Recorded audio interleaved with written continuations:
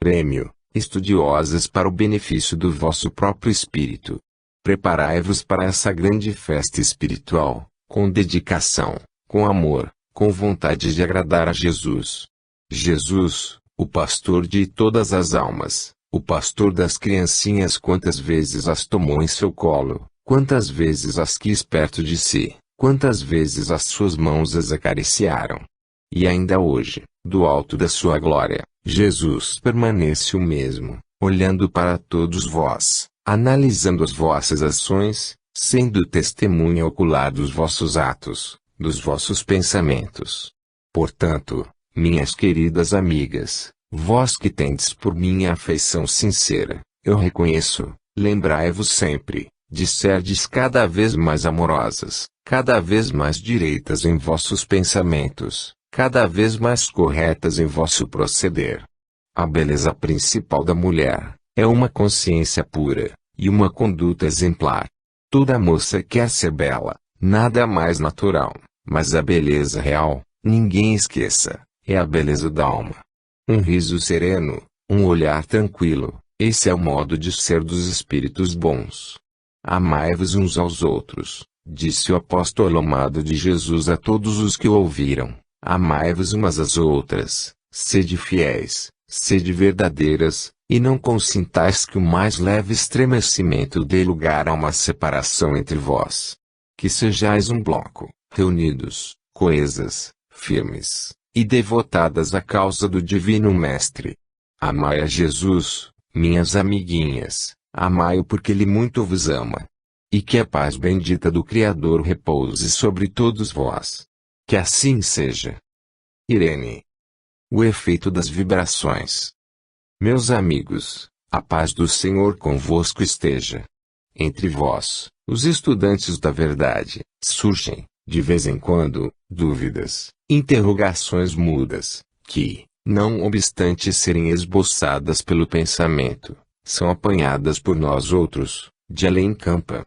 Embora esses pensamentos não sejam expressões por frases, isso não impede que eles sejam apanhados em seu voo e, de cada vez que a um de nós cabe a ocasião de ouvir e perceber essas interrogações, é de nosso dever respondê-las, sem rebuços. Assim pois, vamos nós explicar como é que podemos penetrar o vosso pensamento, para que não venhais a supor, talvez, que o espírito é um ser onisciente, onipotente, atributos que pertencem unicamente a Deus. Nós não podemos perscrutar o universo de uma só vez, não podemos saber tudo quanto se passa, tal como Deus o sabe, como Ele o percebe, como Ele o pressente, antes da sua realização, mas, como acompanhamos o movimento da causa espírita e somos defensores dela entre os homens, temos o dever de abrir os olhos, de explicar-lhes, de exemplificar-lhes o cimo da vida, que eles não podem, pela sua fraca compreensão, atingir unicamente com os seus próprios recursos. É assim que, no desempenho desse mandato, buscamos apreender suas ideias, muito especialmente no decurso das sessões de espiritismo, onde o móvel principal é o estudo, a demonstração da verdade, a razão de ser das coisas eternas. Neste momento, estando a sessão em concentração, havendo uma corrente pacífica capaz de penetrar em vosso ser, atraindo-nos para perto daqueles que assim o fazem, não se torna difícil para nós outros perscrutar o pensamento. Vós sabeis que o pensamento se elabora no vosso cérebro, mas sabeis que a força que dirige esse pensamento é o vosso espírito, tal qual pensardes, assim será a vossa ideia. E tanto é verdade que o espírito pode aprender a ideia, que realizações poderosas e grandes têm sido feitas em vosso meio, pelas intuições que os seres do além transmitem aos vossos sentidos. Assim como vós apreendeis a intuição, coisa que é bem mais difícil para vós, nós apreendemos o vosso pensamento, coisa bem mais simples para nós. O ser material luta com a dificuldade do seu próprio invólucro, para a absorção dos ideais espíritas. O homem luta para perceber o que o espírito lhe quer dizer. Muitas vezes a intuição é falha, enquanto que a nós, seres desencarnados, não se torna difícil aprender o vosso pensamento. Eis porque respostas vos têm sido dadas, quando vós apenas fazeis a interrogação mental. Dais vós mesmos o testemunho de que, neste recinto, por diversas vezes, assim tem acontecido. A influência se faz, a concentração permanece, os vossos espíritos buscam a verdade, mantêm-se em prece religiosa, prece que não é somente de lábios, mas que vem do âmago do vosso ser. E, então, nesse ambiente, que os vossos espíritos preparavam, torna-se fácil que nos aproximemos e possamos apanhar a vibração que o vosso espírito emitir, traduzindo a ideia. Não sei se bem me fiz compreender, mas procurei fazê-lo. Vede, pois, meus caros amigos, que, quando se tem um pensamento nobre, e esse pensamento exprime um desejo, não é difícil que os vossos protetores apanhem essas vibrações e as conduzam ao eterno, para onde elas foram encaminhadas. E os perigos que decorrem, quando as vossas vibrações são inferiores. Então, os condutores serão outros, os vossos amados guias não irão conduzir um pensamento inferior, caminhando às alturas. Então, serão os infelizes, que o vosso poder atraiu, aqueles que receberam as vossas ideias malfeitoras. E o resultado é fácil prever. Vigiai, portanto, os vossos pensamentos, vigiai com a severidade com que julgais os atos alheios.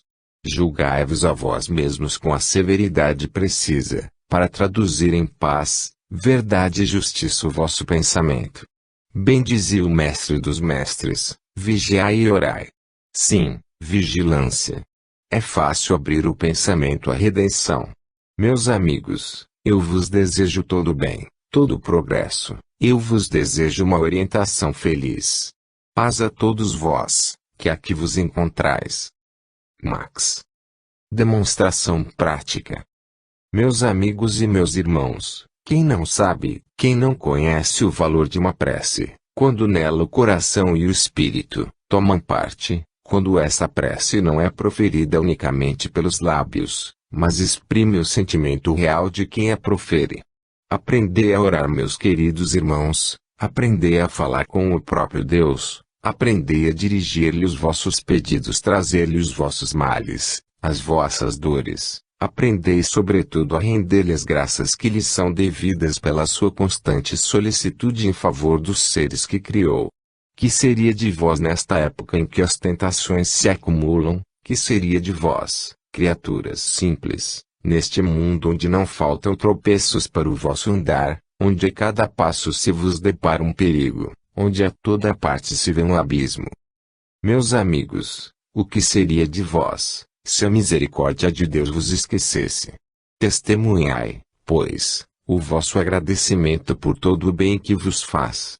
Se os mensageiros divinos vêm às sessões, para vos trazer conforto, para vos trazer paz, para vos trazer ensinamentos, é a Deus que deveis essa graça. Sem a sua permissão, isso não poderia suceder. E eles, obedientes à voz do Mestre, derramam fluidos, passes, água fluidificada, enfim dão o remédio que faz tanto bem à vossa saúde. Se tudo isso eles fazem, é porque Deus o permite.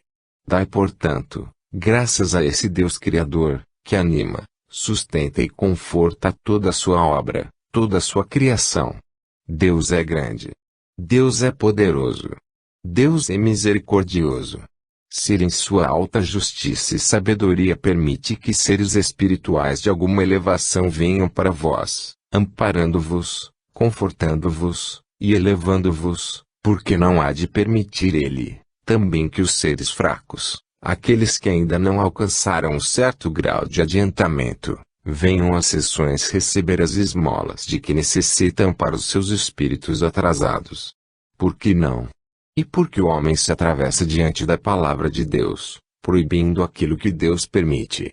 E porque o homem, preso a interesses materiais, se atreve a pôr um paradeiro a essa corrente impetuosa do infinito, que outro fim não tem senão a caridade? Será, talvez, melhor que o deixemos os obsessores presos aos seus erros, aos seus pecados?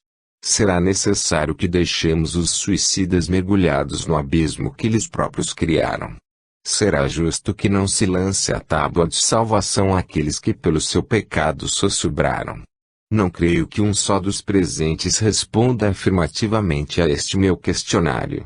Se o fizer, não conhece os preceitos da verdade. As sessões de espiritismo prático têm grande utilidade. Elas prometem e cumprem aquilo que a doutrina ensina.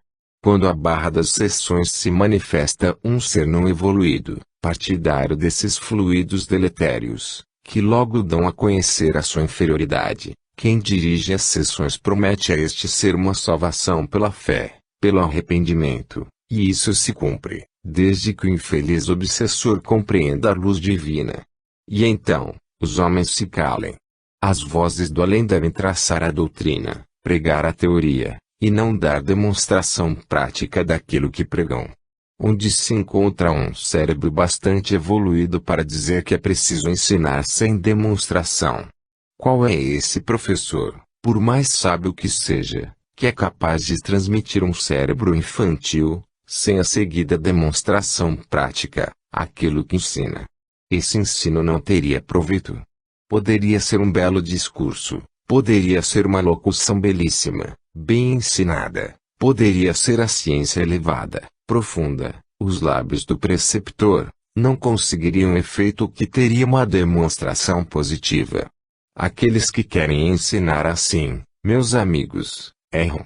Para que os homens aprendam a doutrina espírita, sobretudo os que começam, é preciso que haja demonstração prática. É preciso que eles compreendam que o ser desencarnado pode se manifestar. Para aqueles que já conhecem a doutrina é, talvez, dispensável essa demonstração, mas para os que nela se iniciam, é indispensável. Sede partidários intransigentes das sessões de espiritismo prático. Encontrareis nelas utilidade, encontrareis nela devoção, encontrareis nelas experiência.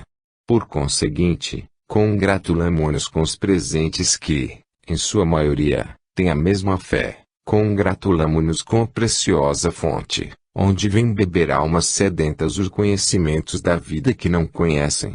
Congratulamo-nos com esta casa, porque enquanto cuida da infância desvalida, fazendo-lhe todo o bem possível nesta vida, por outro lado não esquece o ser desencarnado, doutrinando espíritos desconhecidos, vagando errantes sem luz, sem paz, sem conforto. Abri-lhes as portas, deixai que entrem, deixai que venham se abeberar, deixai que os se saciem do pão da vida. Glória a Deus, e paz a todas as criaturas de boa vontade, e para todos quantos devidamente creem na certeza de que Deus abençoa, Deus ilumina. Que assim seja. Sarto. Realidades do além. Glória a Deus, paz aos seres de boa vontade. Amigos, Espiritismo tem ensinamentos profundos, sublimes, grandiosos a vos transmitir. Ciência elevada, nobre, que vos colocará na altura de poder de compreender e realizar aquilo que Jesus espera de vós. Tão somente para isso é necessário que sejais perseverantes no estudo, aplicando a inteligência, o esforço, no sentido de aprender as verdades que Ele incessantemente vos traz. Alcançareis o alvo colimado com essas condições e um pouco de boa vontade. Cale-se o egoísmo e, então, a alma se poderá levantar à altura do conhecimento que se lhe deseja infundir. O egoísmo é a raiz de todos os males, inclusive dessa ignorância pomposa que a maioria dos homens ilustres tem. Eles, os representantes da ciência, os que, com maior entusiasmo e mais altura, deviam elevar o sacratíssimo nome do Senhor. Eles, que, com maior boa vontade, se deveriam esforçar para fazer conhecido da humanidade o mistério de além-túmulo. Eles, os expoentes da ciência, que deveriam tomar a peito essa tarefa gloriosa de abrir os olhos aos cegos de espírito. Mas, o orgulho humano, o egoísmo, essas duas serpentes venenosas, associam-se, atrofiam a inteligência humana e não permitem que o sábio da terra possa compreender as belezas do além. Meus amigos, eu tenho imenso prazer de me encontrar em vosso meio. Sinto quer que seja de mocidade no meu espírito, para traduzir essa beleza sem par dos mundos de onde venho. E devo declarar, para aqueles que me ouvem, e especialmente os que, na terra, mais queridos foram ao meu coração, que me tem sido de uma utilidade imensa essas viagens que costumo fazer, pelos páramos do além. Quantos são bondosos os guias espirituais! Quantos são bondosos, quantos são caridosos, esses espíritos do bem, que levantam a cortina do invisível, para trazer aos nossos fracos olhos da alma esses conhecimentos que não podemos absorver sem o seu ensino. Coragem, criaturas humanas, minhas irmãs. Coragem, para viver na terra.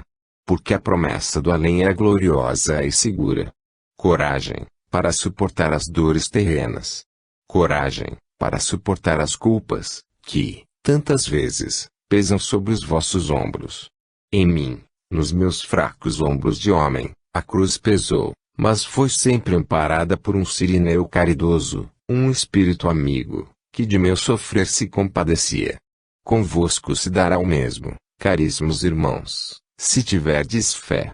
Lembrai-vos de que Jesus, quando aqui esteve, disse a palavra sublime que se resume nessa frase: se tiverdes fé como um grão de mostarda, transportareis montanhas. E essas criaturas, de boa vontade, com um pequeno esforço, deverão compreender que não se trata de montanhas terrenas, mas de embaraços comparáveis às colossais montanhas da terra, embaraços difíceis, tropeços, provações, dificuldades, que se antolham, por vezes, na frente do homem, embargando-lhe o passo para sua trajetória terrena. E essas montanhas, essas dificuldades, esses tropeços, serão vencidos pela fé. Eu tenho prazer em declarar que estes mundos gloriosos, prometidos pelo Salvador dos homens, são a realidade pura, para o meu espírito. Tenho-os visto de perto, tenho apreciado as noites consteladas, os dias terrenos, tenho respirado o aroma embalsamado dessas paragens, que não posso descrever, tenho visto a luz belíssima, que não é a luz do sol, conheço o rio das águas vivas que parte do céu e faz umedecer as planícies celestes, tenho conhecido os fluidos salutares, em suas diferentes qualidades, para dar alívio aos sofredores da terra, e, no espaço, tenho conhecido de perto a ternura das almas piedosas, partidas da terra, após o sofrimento, o martírio. Conheço essa falange luminosa, que não é possível contar, porquanto cada vez mais se multiplica, propagando por toda parte o dom da caridade, que Deus lhe permite propagar. Meus amigos, tudo isso a minha alma tem visto, e eu tenho prazer em vos dizer que, não obstante a saudade que me prende aos meus, não obstante a saudade que me prende à terra, eu me dou por satisfeito, por feliz, em poder viver nesse meio luminoso, que me alenta, que me conforta, que me dá vigor. A vida além túmulo, meus amigos, é um fato. Deus, em sua caridade infinita, permite que se venha às sessões trazer esses depoimentos, que confortam as almas encarnadas, que lhes dão vigor, que lhes infiltram a coragem necessária para viver. Viver no além. Vida sem fim. Vida infinita. Educai os vossos filhos nessa fé. Educai as vossas crianças no saber que a vida não tem solução de continuidade.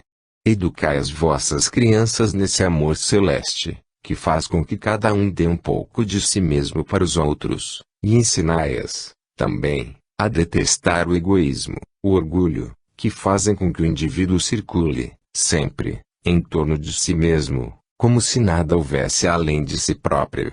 Condenai veementemente esses dois sentimentos, que prejudicam a alma, que atrofiam o sentir, que envenenam o espírito, egoísmo e orgulho. Almas piedosas, fazei bem. Quanto em vós couber e dentro das vossas possibilidades, fazei sempre o bem. Ajudai os vossos irmãos, tomai interesse pela dor alheia, beneficiai a todos os necessitados, e amparai sobretudo, a infância que necessita. Glória seja dada a Deus e paz aos homens de boa vontade. Alfredo Barcelos. Paciência. Meus prezados irmãos e queridos amigos, deixai que eu louve ao meu Deus e ao vosso Deus, ao meu Senhor e ao vosso Senhor, que concede ao seu servo a graça de poder falar alguma coisa diante de vós, não pelos seus conhecimentos, que fracos são, mas pela voz sincera do sentimento, a verdade daquilo que sinto neste instante.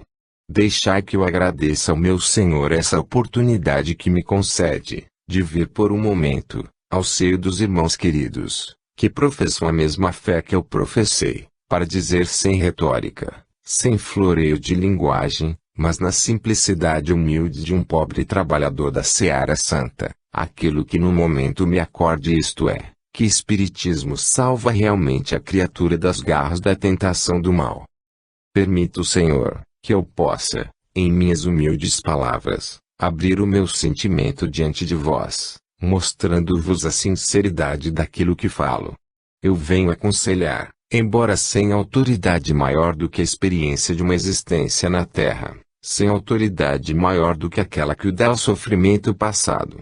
Aqui, no meio em que hoje viveis, sem outro recurso, sem esses dons de que acabo de falar, posso aconselhar que uma virtude cresça dentro de vós e se demonstre praticamente em vossas vidas. Esta virtude é a paciência. Sou um ser que passou como homem, na terra, dolorosas provações. Como eu passei tormentos, incompreensão das criaturas, perseguições até, pude compreender o valor da paciência. Sem ela, nos momentos críticos da vida, em que uma criatura se encontra como eu me encontrei, quase a lhe faltar o pão para si e para os seus, só vê na terra a contingência de pôr um ponto final nos seus dias. Se não o fiz, não foi por virtude minha. Foi porque a fé sempre me sustentou. Meus amigos, eu vos disse ao principiar esta singela manifestação, que não tenho floreios de retórica, nunca fui orador, não sei falar bem, eu só sei sentir, e só sei amar. Sofrer com os meus irmãos, alegro-me com eles, misturo-me nas suas dores e nas suas alegrias, enfim, sinto pulsar o coração do meu irmão sobre o meu.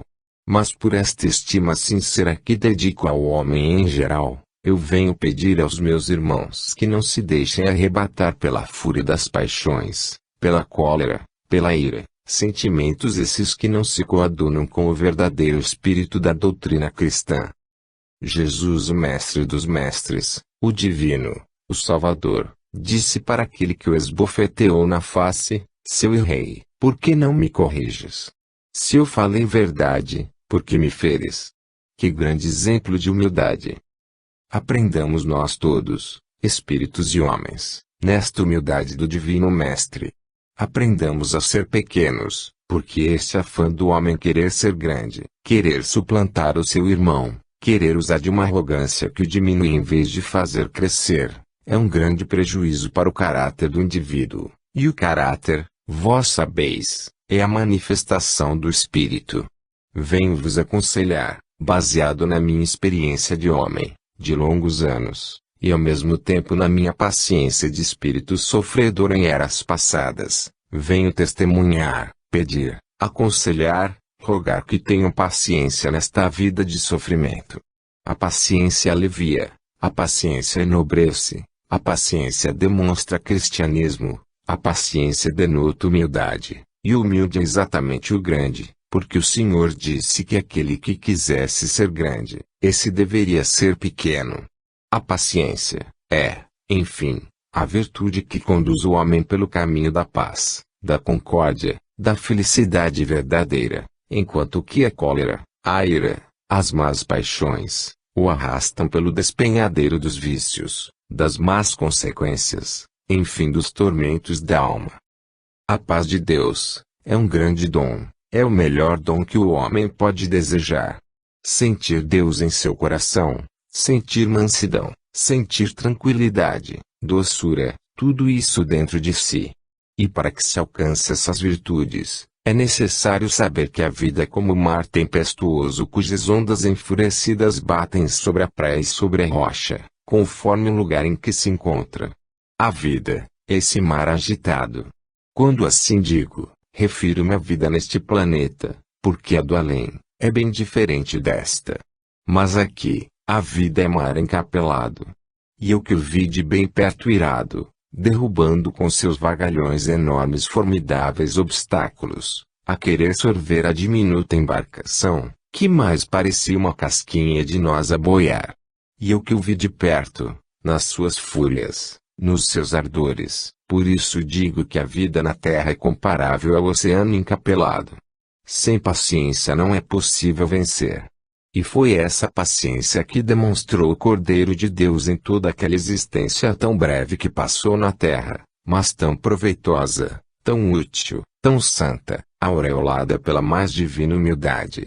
O humilde paciente sabe que sem essa paciência não pode ser o que de fato é. Aconselho, pois, a todos os meus irmãos que se veem atribulados por esta ou aquela razão, a sofrerem pacientes como o Cordeiro de Deus, Jesus o Mestre dos Mestres. Perdoai, meus caros amigos, estas considerações que eu faço, sem saber falar. Mas eu sou assim, porque sempre fui assim. Quem me conheceu sabe que eu nunca tive vocação para discursos, nem palavras oratórias. Fui sempre uma criatura humilde e pouco sabendo falar. Perdoai, pois, esta insignificância, mas aceitai a sinceridade da minha alma. José Miguel de Souza. Meditação sobre obsessão. Meus amigos, meus irmãos, parece que Deus em sua alta sabedoria designou a noite de hoje para as visitas. Foi-me permitido visitar-vos nesta hora, e o vosso estudo despertou a minha atenção. Também como crente espírita fervoroso que fui, muito embora imperfeito, tive ocasião de ver e observar muitos casos de obsessão, e venho dizer para os meus queridos irmãos da mesma crença que o obsedado nem sempre é um louco. Indivíduos que se supõem anormais têm muitas vezes se sujeitado à influência desses infelizes irmãos. Sabem perfeitamente onde, em que hora, em que dia, se verifica neles próprios a ação do obsessor. Indivíduos que pensam bem, são normais e raciocinam, que têm critério, que exprimem a sua convicção com clareza, subitamente mudam de tal forma, que já não parecem os mesmos, sob a ação do espírito inferior. Outros indivíduos, calmos, pacientes, vivendo honestamente com suas famílias, deles aproxima-se o obsessor, apresenta-lhes o pecado sob a forma de um vício qualquer, empregam com cores róseas essa tentação, e eles caem nas garras do obsessor, praticam aqueles erros. Fim da ação do obsessor, ele volta para casa, mas volta com o corpo combalido, com o espírito modificado, e vem-lhe a reflexão do passo errado que deu, a figura ridícula que fez no meio dos outros homens. Ele se arrepende, mas não tem força suficiente para se libertar do seu inimigo. Esse estudo de obsessor e obsedado deve ser meditado muito seriamente pelos indivíduos de temperamento impulsivo. Os homens de temperamento calmo estão menos sob a influência desses espíritos. Aqueles que se deixam arrebatar facilmente dão margem a que os obsessores possam se apoderar deles e jogá-los como as crianças jogam as petecas. Desnorteiam os seus cérebros, apossam-se do seu livre-arbítrio, enfim, fazem deles uns verdadeiros obsedados, que outra coisa não são, é o termo. Toda a vigilância é pouca, toda a atenção. Somos espíritas, temos diante de nós o código que rege essa doutrina, temos no Evangelho as normas do bem viver, os planos de caridade, tudo quanto a providência divina entendeu de pôr em letra de forma, para que o indivíduo possa reter na memória. Pois bem, façamos esse raciocínio conosco mesmos. Nós abraçamos uma fé substancial, uma fé que dá alimento para a alma se saciar, uma fé que tenha suficiente água para minorar a nossa sede, enfim, uma fé que possui o bálsamo suavizante para todos. Porque, não obstante possuir esta fé, nós procedemos de forma a parecer que não a possuímos de todo. Porque não exercemos a vigilância contínua, que é necessário exercer sobre os nossos pensamentos e ações. Quando estive na terra, Me vi cercado muitas vezes por esses infelizes irmãos, que me buscavam aproveitando-se da minha situação de pobre, para angariar recursos que a outros parecem lícitos, mas que a mim repugnavam. Cercado de tentações de toda a espécie, por viver só, pelo fato de possuir pouco e viver com muita modéstia no meio da minha família, buscavam desviar-me da senda do bem. Nestes momentos, longe de maldizer, eu entrava para o meu aposento, fechava-se e dizia: meu Deus, eu distingo que esta ideia não é minha, esta tentação que povoa o meu cérebro vem da treva, por mais negra que seja esta treva, bem maior é a intensidade da tua luz. Permite, Senhor, que a tua luz esclareça esses infelizes, para que me deixem viver e eles possam ser igualmente felizes. Eu quero viver em paz na minha modéstia, na minha pobreza. Não aspiro aquilo que não me pertence, nem aquilo que na tua alta ciência, achaste justo não me conceder. E, sempre orando por eles, é que eu encontrei a força para a resistência. E vós, crianças que começais a vida, pensais por acaso que não andam em redor de vós influências que vos põem ao abrigo da ação desses pobres infelizes? Todas vós tendes o vosso guia protetor, o guia que Deus vos deu, amigos dedicados que vos cercam. Quando fordes reclinar as vossas cabeças nos vossos travesseiros, para dormir pedi aos vossos amigos que vos protejam, que não consintam que os erros, as maldades, encontrem guarida nos vossos espíritos. Deixar para depois, seria tarde. Vós, meus amigos, igualmente fazei como as crianças. Na infância a criança não duvida, a criança se entrega com toda a confiança. Fazei o mesmo nas mãos de Deus, e orai pelos infelizes sofredores. Perdoai a palavra humilde do vosso irmão. Tosta. Enfrentemos o problema espiritual. Amigos, irmãos na mesma fé, Deus vos salve. Deus vos guarde, em sua santa paz. O mundo atualmente demonstra um interesse particular sobre a educação das crianças, sobre a educação da mocidade, sobre o adiantamento geral da humanidade. Vendo esse grande problema da vida, tem os governos, encarregados da direção dos países, cuidado com muito carinho de desenvolver o corpo físico do ser humano. É assim que se proporciona à juventude todos os meios de poder conseguir um organismo firme, capaz de suportar os embates da vida. A ciência se ocupa particularmente de fortalecer os fracos. A sociedade envia esforços, no sentido de aumentar o número dos abrigos, dos estabelecimentos que possam comportar as crianças, dando-lhes conforto, educação e tudo mais necessário à infância, que não tem.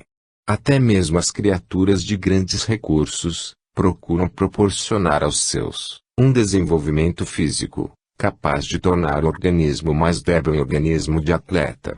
E prescreve-se ginástica respiratória e fazem-se as danças adequadas. Tais exercícios auxiliam a criança a desenvolver a sua musculatura ao mesmo tempo alegres, jovialmente, como se não fosse uma aula e sim, um recreio. Por sua vez, a mocidade atleta, moças e rapazes vão para a natação, para o remo, para o futebol e para outros tantos exercícios físicos, no intuito de tornarem-se robustos, valentes, capazes de resistirem às pugnas inevitáveis da vida material.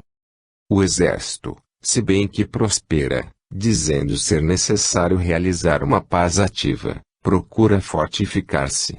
A armada, por sua vez, não se deixa vencer, embora desejando a paz, aumenta o número dos seus couraçados, fortifica-se. É lógico, compreensível tudo isso, porque os países enfrentam grandes problemas. A infelicidade humana é considerada pecado exclusivamente material. Eles querem se defender das moléstias, querem se defender da herança física, e querem se proteger contra possíveis ciladas de inimigos imaginários. Nada disso é censurável, bem ao contrário, o país que descuida estas coisas, não se pode dizer que é um país previdente.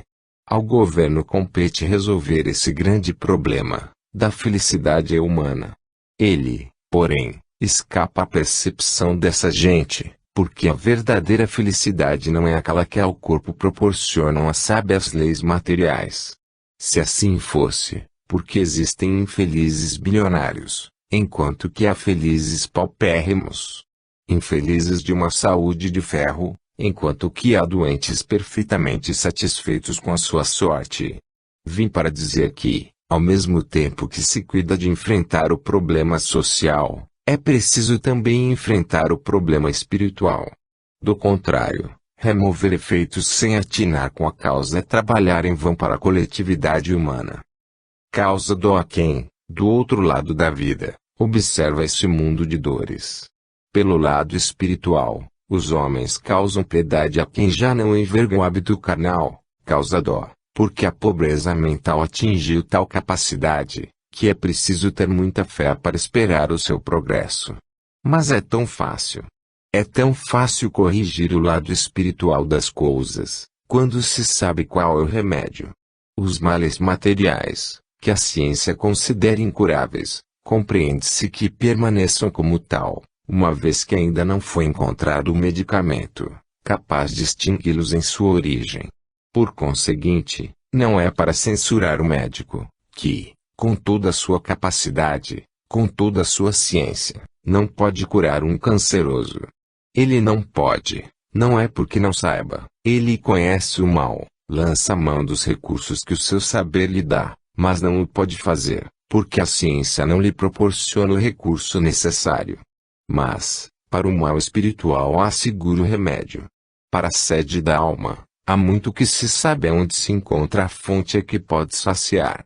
Para as dores profundas, há muito que se sabe, quem possui o sublime remédio. Não é segredo para ninguém, porque Deus é infinito e um só. Se houvesse muitos deuses, era possível que se não soubesse a porta quem pedir. Mas é um só. E este abrange todo o universo com a sua claridade infinita. Este é um, mas o seu olhar avista a todo recanto e nada existe que não seja visto por ele. Esse Deus, poderoso e bom, grande e ao mesmo tempo pequeno, porque entra no coração do homem, este Deus é o mesmo que mandou o seu Filho para socorrer os necessitados, é o mesmo Deus que disse a Jesus, vai, toma a tua cruz, protege-os, ampara-os, e no fim da tua missão, crucifica-te sobre ela. Essa, apontar ao caminho da redenção. Tão fácil. Tão fácil. Mas a criatura humana acha difícil porque, por mais que se lhe ensine a elevar o pensamento além das nuvens, ela não o faz, e o seu pensamento rasteja sempre sobre o que é inferior. Coragem, meus amigos. Assim, como os homens materialistas olham para o lado material das coisas que se veem, assim também, criaturas que se dizem espiritualistas devem olhar para o plano superior da vida, e procurar confortar o pobre faminto de sede e luz. O contrário disto é proporcionar dores aos seus próprios corações. Quantas vezes o homem, no intuito de ferir a terceiro, crava em si próprio profundo punhal? Quantas vezes busca envenenar uma existência e é a sua própria que está envenenando? E por quê? Porque nesse momento ninguém se lembra que Deus, do alto da sua glória, faz com que o sol nasça para os bons e para os maus, faz com que as chuvas caiam para o feliz como para o infeliz. As bênçãos de Deus são repartidas igualmente sobre todos e tudo quanto a natureza dá. E quem não se apercebe das dádivas que Deus derrama sobre todos? Porque, perante seu olhar, de Pai misericordioso, não há sombras. Vamos, pois, meus amigos, como esses que procuram fortalecer os seus corpos com auxílio de ginásticas e atletismo, preparar, educar os nossos espíritos com exercícios poderosos de fé, de caridade, de humildade, dando ao nosso espírito o pão de que ele necessita. Salve, Deus bendito, misericordioso e bom, que olhas para todos os teus filhos. Que não obstante a sua falta de fé, permaneces o mesmo imutável, justo, sereno e bom.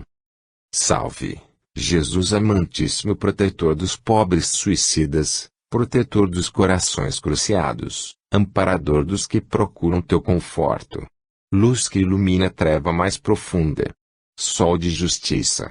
Salve, Jesus bendito. Que a tua fé, o teu amor, sirvam de amparo aos passos vacilantes daqueles que procuram caminhar pelo trilho da estrada do bem e são dele enxotados.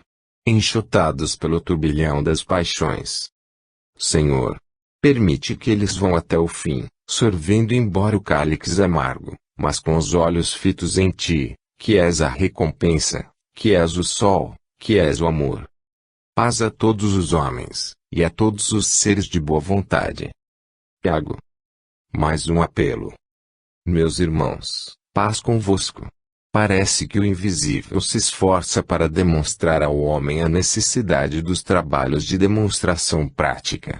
Cada vez mais em vosso meio se repetem as provas positivas da vida além túmulo. Como que todo invisível quer fazer sentir ao homem a necessidade de trabalhar em favor da propaganda espírita, em favor dos seres desencarnados necessitados, em favor do homem que não crê. Em todas as vossas sessões de sextas-feiras, tenho notado demonstrações positivas da vida além da morte. Isto vem, meus amigos, para vós todos firmardes a vossa crença nessa superioridade do espírito sobre a matéria, e necessário permanecerdes coesos e intransigentes na realização desse benefício para o vosso ser. Que farão os pobres suicidas se ninguém deles se lembrar? Que acontecerá, se ninguém lhes oferecer a tábua de salvação? O que fará a criatura humana que perde o ser amado, filho, esposo, esposa querida, mãe adorada, se não vier um espírito amigo dar-lhe a certeza de que esse alguém não morreu, que permanece vivo, talvez melhor do que quando estava aqui? Permite Deus, na sua clemência e misericórdia, que o ser que passou da terra para o espaço venha a dar o testemunho da sua existência, de tal forma que muitas vezes não é possível negar. Tudo isso, dá-se neste recinto e serve para, mais uma vez, certificar a diretoria do Asilo Espírita João Evangelista que deve continuar nos seus moldes, procurando progredir, não só materialmente como espiritualmente. A todo momento a alma humana se confrange diante de seres que se lhe deparam em face, famintos. Existe de tudo, criaturas a morrerem à falta de alimento, perante as quais vossos corações se confrangem. Procurais dar o alimento para o vosso irmão que desfalece. Sedentos, suplicando um gole d'água para arrefecer o calor escaldante do sol. Tudo isso confrange o coração humano, e o homem faz a caridade aos seus semelhantes. Por que negar ao espírito a água que necessita para saciar a sua sede, o pão que alimenta a sua alma? Por que negar a luz, por que negar o auxílio, o socorro, se ele necessita? Não, meus amigos. Então o homem ordena, e as portas dos templos espíritas se fecham à caridade. Espiritismo para nada mais veio, senão para encaminhar os homens ao verdadeiro caminho da luz, para ensinar a se desviarem dos precipícios, compreendendo que a sua existência não é senão efêmera na terra e positiva no espaço. Quem ama o seu Deus, de todo o seu coração, de todo o seu esforço, de toda a sua boa vontade, de toda a sua inteligência pode deixar de amar ao próximo. Espiritismo ordena amor ao próximo. A caridade é o farol que ilumina esse amor, caridade para com os homens. Caridade igualmente para os espíritos. Faço um apelo para que se continue nas mesmas formas o trabalho iniciado. Paz ao homem. Deus vos abençoe. Anália Franco. O ideal sagrado de Espiritismo. Meus amigos e meus irmãos, paz convosco. Nosso ideal eu posso afirmar que é também o vosso, o progresso, a evolução do homem, a sua felicidade. Os espíritos do bem, lançando mão de todos os meios ao seu alcance, procuram reunir os corações humanos em um bloco coeso, unido, forte, no sentido de procurar a evolução dos povos, por todos os meios ao seu alcance. Os espíritos do bem, desejosos de salvação, de caridade envidam esforços no sentido de aproximar o homem do seu irmão, e esta tem sido a maior dificuldade em matéria de espiritismo, conseguir aproximar o homem do seu irmão. Parece à primeira vista que se diz uma inverdade, porquanto pareceria, talvez, lógico que o homem procurasse o ser humano, seu irmão, por necessidade de sua cooperação, por um sentimento de solidariedade inata na própria criatura, pelo amor que partisse de dentro do seu coração, atraindo assim o coração de outrem. Parece que seria natural esse impulso coletivo de toda a humanidade, no sentido de aperfeiçoar-se pelo amor, pelo progresso, pelo trabalho, pelo desejo do bem-fazer. No entanto, é a parte mais difícil de espiritismo, a que toca aos guias protetores, essa de aproximar o homem de seu irmão. E a razão de tudo isso, vem a ser que a criatura humana tem em si o desejo de sempre dominar, mandar, e jamais obedecer.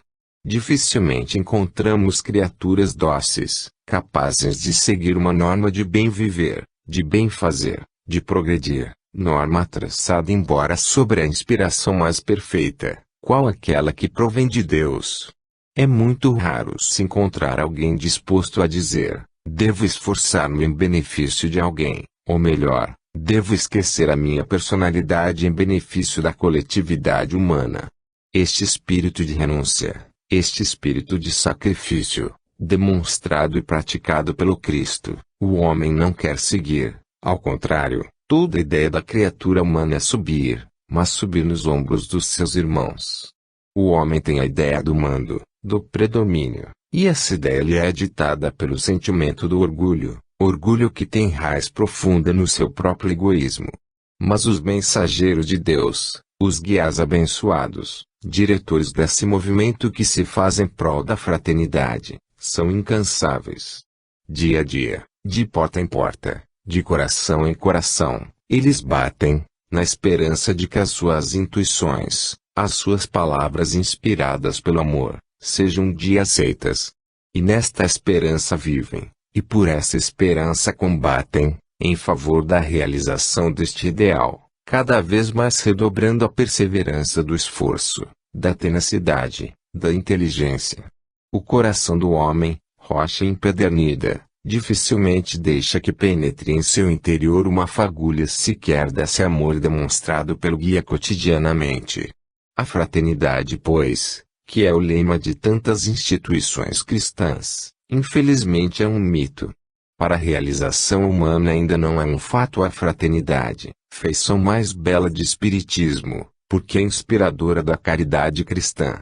Essa fraternidade não pode existir dentro do homem, enquanto ele se não convencer de que para ser grande, é necessário ser pequeno.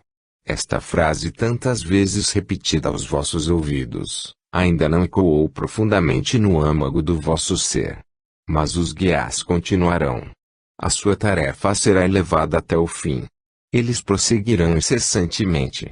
A vez de ter nos vossos ouvidos o tinir constante do clarim que há de soar sempre, sede fraternos, sede amigos, sede unidos uns com outros, amai-vos fielmente, como Deus quer que vós vos ameis. Eis o lema, eis o ideal sagrado de espiritismo. Fora daí, são palavras vãs, é a ânsia da propaganda estéril, é a doutrina sem exemplo, e a teoria sem a prática. Fora da caridade não há salvação. É tempo para estudo e revelação. Aproxima-se a sagrada data em que se comemora o nascimento de Jesus. Que os homens se preparem para esta festa, mas que se preparem amando seu semelhante. E nessa esperança me vou. Glória a Deus, paz aos homens. Max. A prece. Louvado seja o santíssimo nome do Senhor.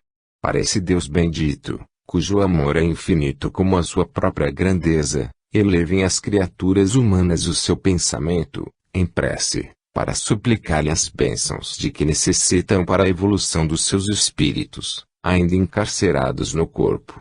Senhor Deus, misericordioso e justo, tu que tens nas tuas mãos o governo do universo inteiro, mas que deste à criatura humana a faculdade, que tu mesmo respeitas, o seu livre-arbítrio. Tu, Senhor Deus, que és misericordioso e bom, que olhas para os mais ínfimos dos seres na terra e cuja caridade se encontra no coração amantíssimo do teu bendito Filho, Senhor Deus, volve o teu olhar piedoso para a criatura humana na terra. Permite que o homem, compenetrado do teu grande amor, faça alguma coisa em proveito do seu próprio progresso, compreenda que, progredindo, evoluindo pelo amor, se aproximará de ti, e que teu coração de Pai amantíssimo se alegra todas as vezes que a criatura humana vence uma tentação, galga um degrau a mais na escala do seu progresso, suplanta com maior vigor o egoísmo que lhe nasce dentro do peito, que tu, Pai amoroso, te regozijas, te alegras e abençoas a criatura humana que lamenta o sofrimento do seu irmão, que se aproxima dele para o consolar, para inspirar amor ao seu semelhante, para lhe dar a certeza de uma vida melhor.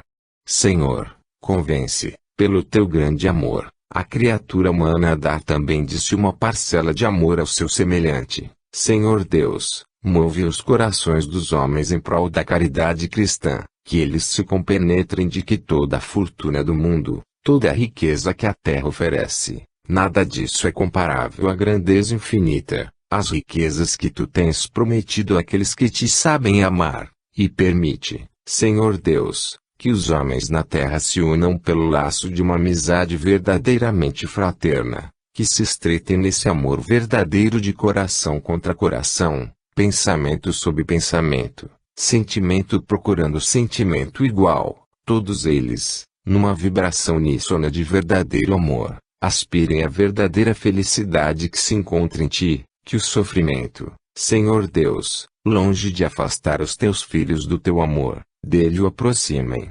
Sente a vida estéril, a vida é sem proveito, a vida é dolorosa, enquanto que ligados ao teu coração amantíssimo, Pai onipotente e justo, eles sentirão no sofrimento da terra as delícias de um porvir venturoso.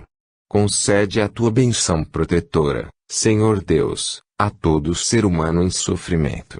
Concede a tua graça, Pai amantíssimo, a todos aqueles que apelam ao teu coração sentimental e bom.